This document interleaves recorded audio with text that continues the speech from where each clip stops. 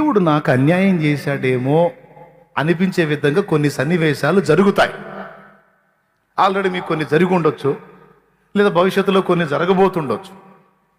అదైనా కావచ్చు, ఇదైనా కావచ్చు. గతానికి సంబంధించినవైనా, ప్రస్తుతానికి సంబంధించినవైనా, భవిష్యత్తుకు సంబంధించినవైనా కొన్ని అనుమతించవచ్చు. నీ జీవితంలో అలా కనిపించవచ్చు.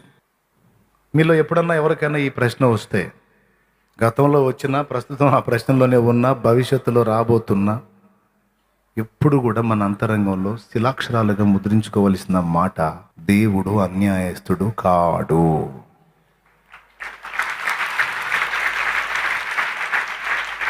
ఆయన న్యాయమును నమ్మాలి. మనం ఆయన తీర్పుని నమ్మాలి. అర్థమైందా? ఆయన ఏది తీర్చాడో అదే న్యాయం, ఆయన ఏ తీర్పు తీర్చాడో అదే సత్యం.